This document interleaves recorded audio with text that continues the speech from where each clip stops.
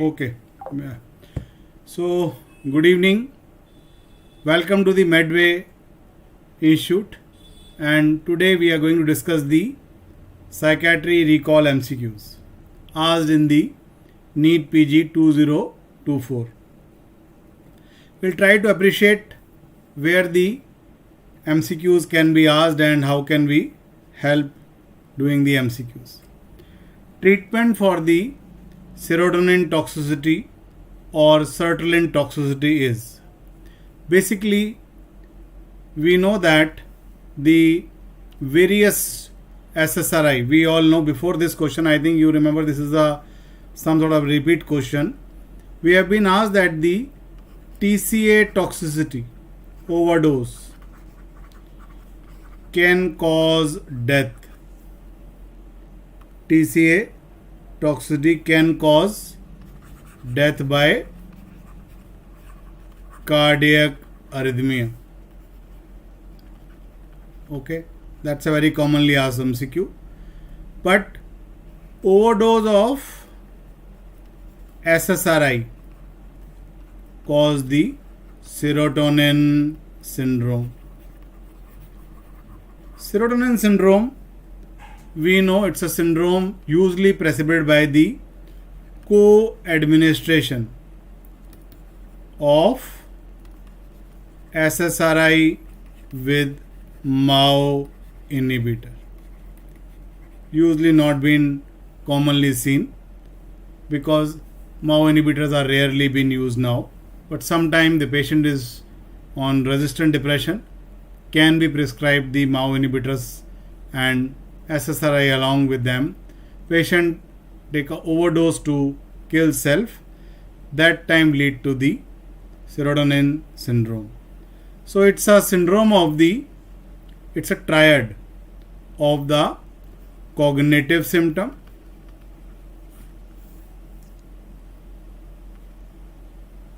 autonomic symptom,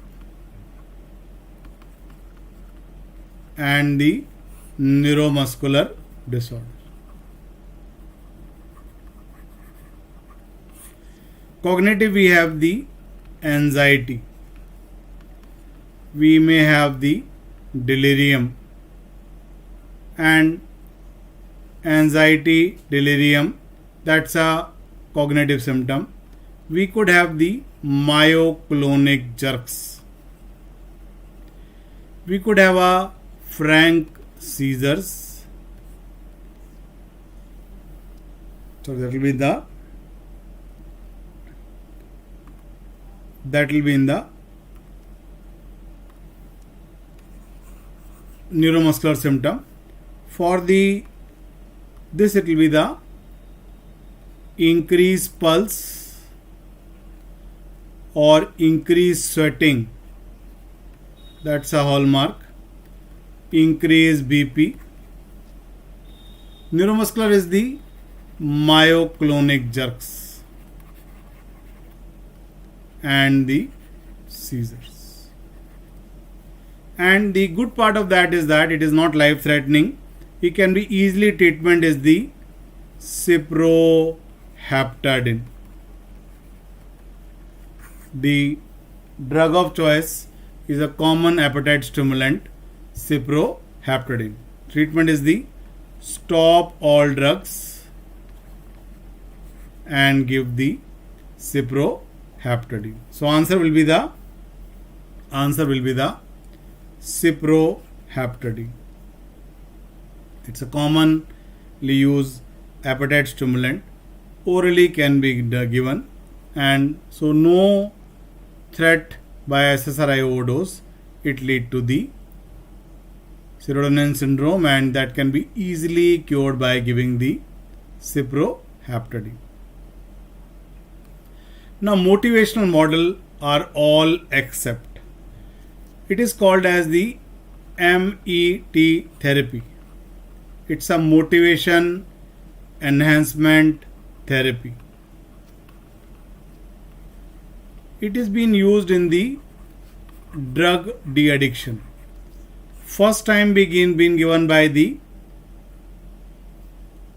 Prochaska and Declemente, given by the Prochaska, and Declement.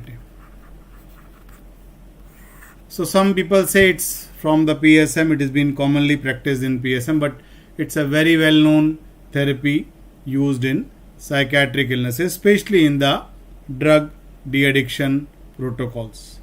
And this is the first is the pre-contemplation state. I do not think that the addiction is my problem. Then I start identifying contemplation. I start identifying that the addiction is a problem. Then I had the preparation stage. I asked the friends, family to help me to take out this addiction. Then I take an action, seek a help of a doctor. Then I go to the maintenance stage and maybe recovery. I may fall back, again will go back to the lapse, relapse. So this call could be there. So this therapy is being popularly used in the de-addiction and very, very popular, especially in the alcoholic and the opioid addiction. The many questions they ask that how it is different from the CBT and the other supportive therapy. That this therapy is basically a dialectic sort of a therapy. It discusses the client, the possibility of all the stages, pros and cons at all the stages, and finding flaw with the patient's own thinking rather than any suggestion or any guidance to the client. So that's the motivational model, and as we all know, we learned this and we come to know that we don't have the reward here. So there is nothing reward. It's a pre-contemplation, contemplation, preparation, action, maintenance, and then recovery. So that's the motivation enhancement therapy used in psychiatry for the de-addiction purposes. Now, girl alleges to have many unresponsive period during daytime, and that too when family members are around. What is the treatment of choice? So first of all, my question is, D choice is not there. It's a answer should be the the inside psychotherapy, SSRI, antipsychotic, or it should be the complete family therapy.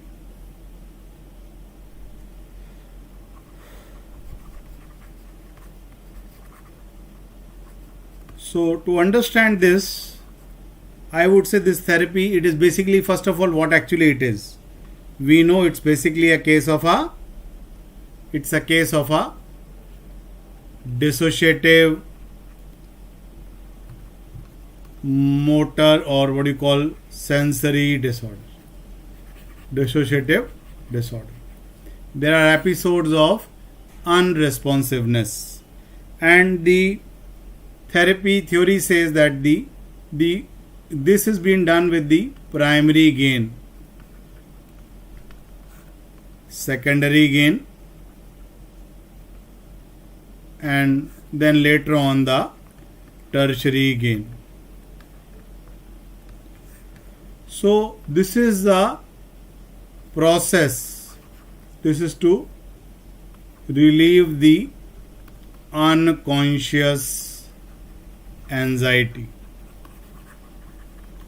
So the insight psychotherapy will give the insight to the understand the history, find out the conflict from the past, and to benefit the client has, benefit to the client or to the patient is the secondary gain. Tertiary gain is a gain to the family. So the insight therapy, or the therapy aimed actually at the identifying the unconscious conflict and correcting the secondary benefit. What you can say, it's a curtailing the secondary gain. So we give the insight to the client and the family, not to say that the patient is actually not having any illnesses. It's basically an illness of the psychological stress stored long time, and if you want to understand, it's basically the same as the hysteria, or what is being called as the dissociative disorder, or what is being called as the convergent disorder. The name convergent, if you remember, has come from the Freudian understanding that psychological stress converts to the physical symptom, for which we as a trained doctors don't find any cause. It could be blindness, it's called pseudo blindness, pseudo aphonia, or pseudo seizure, popularly seen, but here it is a pseudo unresponsive state. So there is a stress going on, and the psychological stress convert to the physical symptom. That is why the name is the convergent disorder. The name hysteria given by the before Christ 350 father of medicine, Hippocrates says so. It is hysteria. 1894 the Freud call it as a convergent disorder, and the dissociative name comes in 1960 by the all top-notch psychologist and psychiatrist of world were female in 1960s. They say its illness can happen to anybody, male, female, gender, no bias. So let's not say it's a hysteria is because of the wandering uterus. So in this we need to understand the basic psychological conflict and control that. That's what is the treatment. Identify the unconscious conflict and curtail or correct the secondary gain. Tell the family it's an illness of psychological origin with some psychological distress causing the so-called episodes of unresponsiveness. So that's the answer will be the therapy, insight oriented psychotherapy, or popularly called as the psychodynamic. We will enjoy psychodynamic psychotherapy sometime in our lectures. So you will see the beauty of psychiatry and enjoy and learn the psychodynamic psychotherapy in some of the psychiatry lectures of psychotherapy. So insight oriented psychotherapy is taking the client back to the origin, identify all the hidden conflict, correcting the conflict, and then curtailing the secondary gain and the tertiary gain, and thereby improving the client. And it is a case now called as a, and we know as per DSM-5, these are the old terms.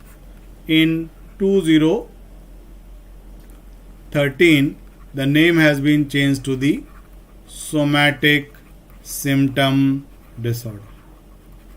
The name has been changed to the, so that's a conceptual understanding.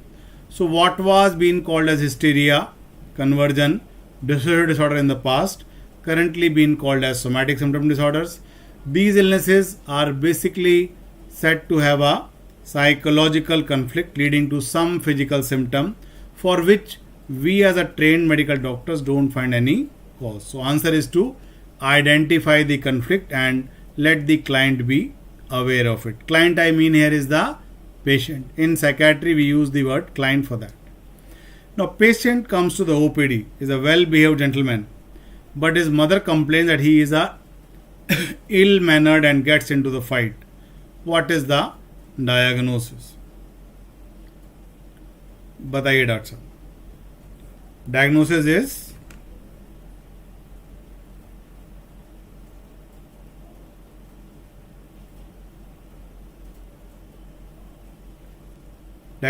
the antisocial personality disorder.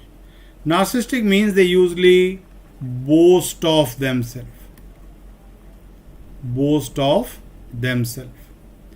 They talk big about themselves. Schizotypal means something like schizophrenia. So they have a odd and eccentric behavior.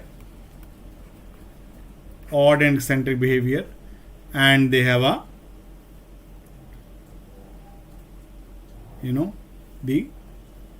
some oddities, but they are not no delusion, no hallucination, so we can't label them schizophrenia, but it's a something like very odd and eccentric behavior. We all have been blessed by a friend like them, so as such there is nothing that ill-mannered and antisocial fight in the family, in the surroundings, is a antisocial man. We all know these people have a antisocial, we know,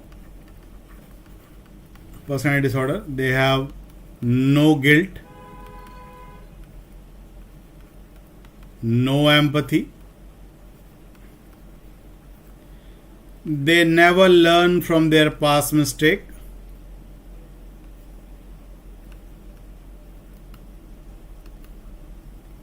and they have a extreme sense of rights. We know all the criminals, all the dons, they belong to this category of antisocial personality disorder. The basic core is that the lack of following the social norms, respecting the social laws of the society, they lack. So that's a antisocial personality disorder. The good part is that previously these therapies, these illnesses like narcissistic, antisocial, and paranoid PD, they are supposed to be the dead end. But now in psychiatry there is a latest therapy come as the mentalization therapy. I'm just quoting it word because it's a latest technology therapy comes in psychiatry and psychology for treating the antisocial personality disorder. It's a mentalization therapy used for the paranoid PD, narcissistic PD, and the antisocial PD. So all difficult personality disorder, this is the therapy. Just to revise, just to rewind up, just to know, we know that in psychiatry the personality has been understood in the clusters. Just a brief summary. We have cluster A, odd and eccentric. We have cluster B, which are attention seeking. So whole personality topic can be covered up in this one page. And C is the the anxious. We know then the odd and eccentric is the paranoid PD. We have schizotypal PD, almost like schizophrenia they behave, but no delusion, no hallucination, so called that way. Schizoid is a highest level of introversion. Here in attention seeking we have the narcissistic PD, antisocial PD, histrionic PD, and we have the borderline personality disorder. Anxious, we have anxious avoidant PD. We have the dependent PD, and we have the anancastic PD. I'm just quoting it up because they ask you simply in the examination that paranoid PD is cluster A, cluster B, cluster C. It's a cluster A. antisocial PDAs, cluster A, B, C, and anancastic PD, or also been called as the obsessive compulsive personality disorder, is cluster C. So that's a very, very simple lollipop MCQs asked in psychiatry from psychiatry topic of personality disorder. Just by this one page, the whole personality disorder could be clubbed up and remembered that histrionic PD is cluster B. Now, alcohol consumption withdrawal symptom during the hospital stay. What is to be given? So we have to use the what should be given. It's a lorazepam to be given.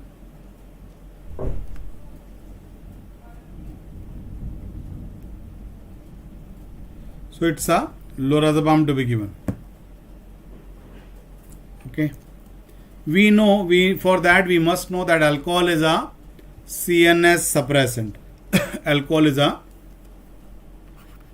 CNS suppressant. And in withdrawal, what will have?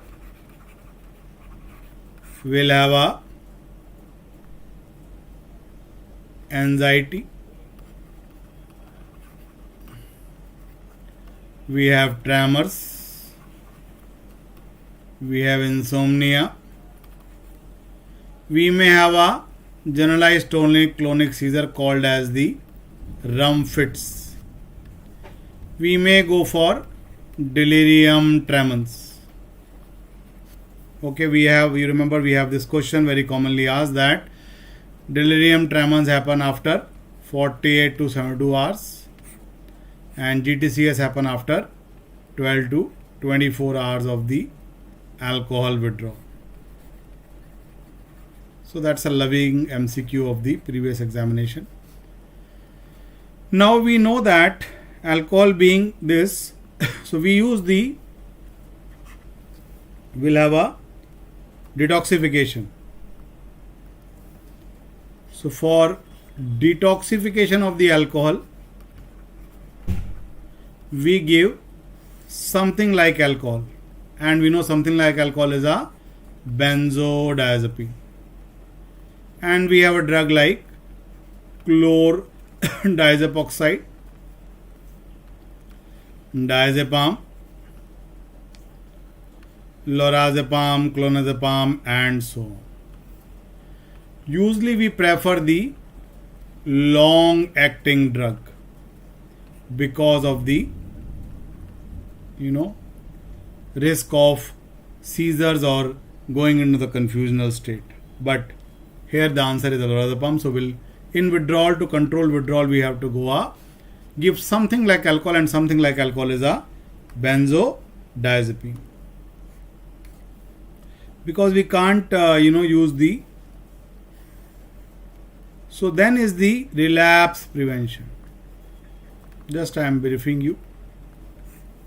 Relapse prevention we know is done by a drug like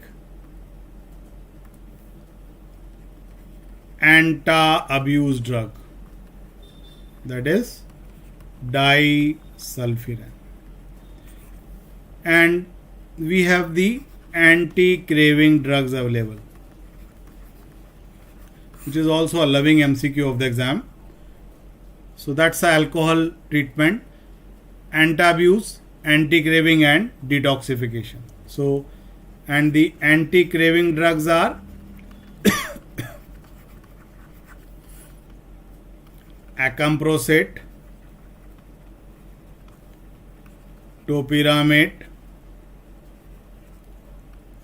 fluoxetine, gabapentin. So loving MCQ again: naltrexone.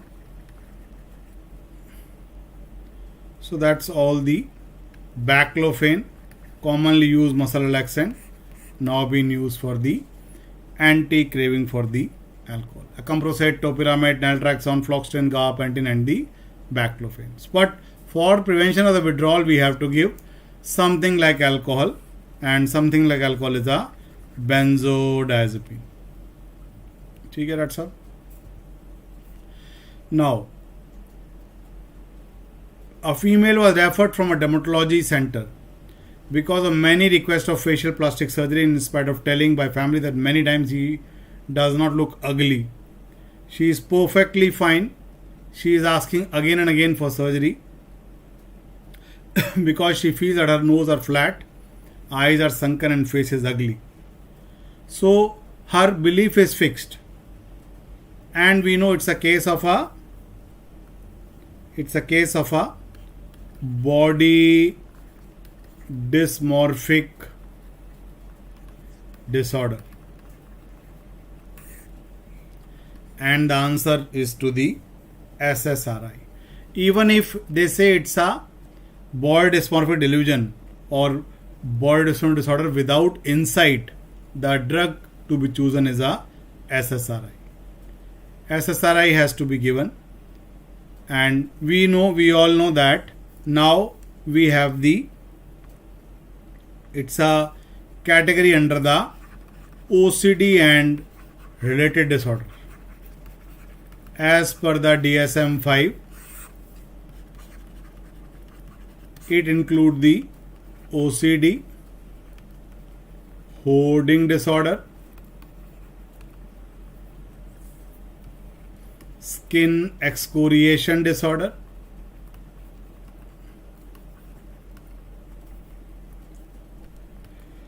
body dysmorphic disorder. So it is almost like OCD, and so OCD with insight, OCD without insight. With or without insight, they say do not go for the antipsychotic, try with the SSRI, and it's a trichotillomania.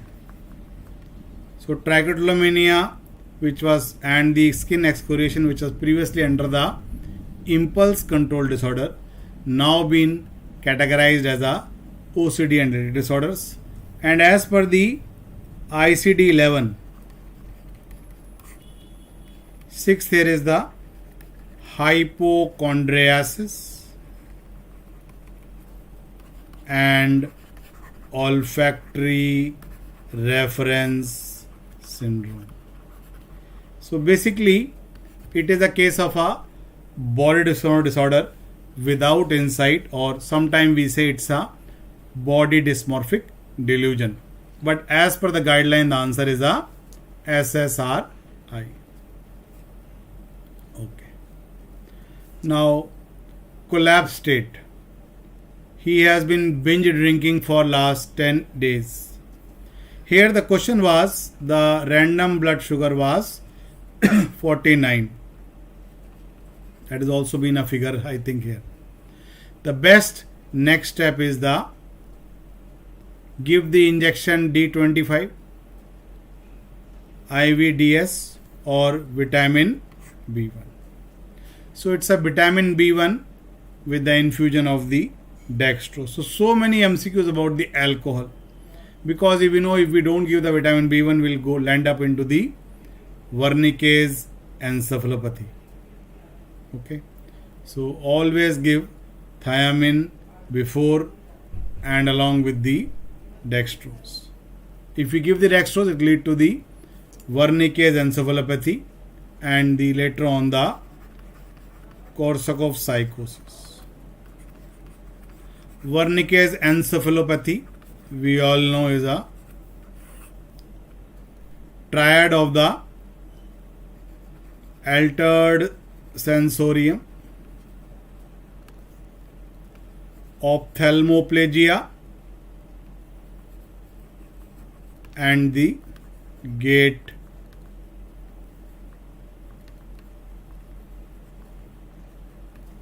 Sixth nerve palsy happens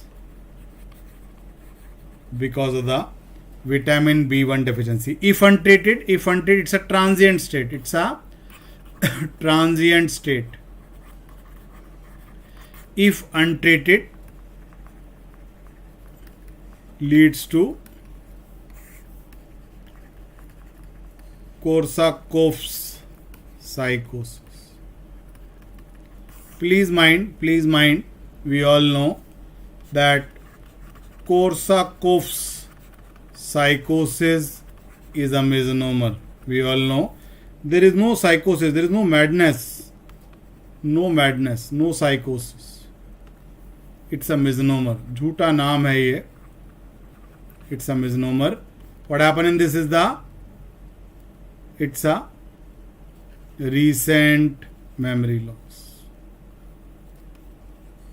plus confabulation.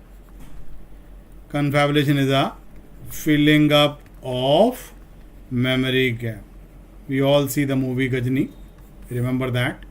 So it's a recent memory loss plus confabulation.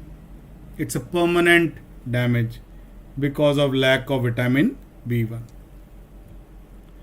Now, opioid drug disorder. So we again will get an opportunity to teach you the complete opioid, and drug use is the buprenorphine. It's a buprenorphine. Disulfiram, we all know it's a anti-abuse drug. Calcium citrate carbide वगैरह नहीं use होता है. We know it's a just we know opioid is a opioid or heroin or morphine, brown sugar, smack, chitta, okay, doda, post. They are the local name. We know they are the centrally acting opioid receptors. In withdrawal, we have the aches and pains. We have diarrhea. We have insomnia because of aches and pains. Sympathetic overlay lead to the lacrimation, rhinorrhea, आँख से पानी, नाक से पानी, and we have the dilatation of pupil, and we have the piloerection. My body hairs got erected. It's called goose flesh. So nothing dangerous, nothing serious, life threatening. You remember in alcohol we could have a seizure, we could have a delirium tremens. But here nothing serious. We have a aches and pains, diarrhea, insomnia, lacrimation, and so on. So how will you withdraw? How will you treat it? Again, treatment of all substance goes in a manner like detoxification and relapse prevention. Detoxification here been done by the first is no drug, no danger, no drug. So what will happen? I'll have a diarrhea, lacrimation, rhinorrhea and all that. Nothing will happen. And I'll have a goose flesh, cold as cold turkey method. Cold turkey is the name of the animal who has a spine on the body. So my all hairs got erect up, giving appearance as if I have a spine on the body. It's a cold turkey method of detoxification. Second is the symptomatic treatment. I have a pain, you give me the NSAIDs. I have a diarrhea, you give me the loperamide. For insomnia, give me the benzodiazepine. For my lacrimation, rhinorrhea and sympathetic overlay, you can give me the clonidine. Third is the substitution. Instead of smack, heroin, you give me the proxivon, propoxyphene. You give me the buprenorphine. You give me the methadone. Okay. So here is the answer, buprenorphine. So we could give no drugs as been shown in the movie Sanju. Just let him to experience the withdrawal. then symptomatically treat withdrawal by the drugs, and then substitute the SMAC with the long-acting opioid compound. For relapse prevention, what we have is luckily we have a opioid antagonist, and for that we give the naltrexone. It's a opioid antagonist used, in treatment of the opioid addiction. High receptor affinity, block all the receptors and lead to withdrawal if patient take the substance. So that's all about the opioid withdrawal. Now, a 20-year-old female with vomiting nervousness thinks her family is nervous too. She has anxiety and other symptom. Kya hoga? We know what happened. Common sense it is. These are all symptoms of psychosis. She is having a anxiety, restlessness, tremors, tingling, paresthesias, vomiting, nervousness. These are all symptoms of apprehensive thought, negative thought, what will happen to the future, what will happen to the family. They are all apprehensive thought, and we give the SSRI for treatment. It's a anxiety disorder. So it's in that line. You will have the tingling of the extremities or paresthesias or numbness in the extremities. These all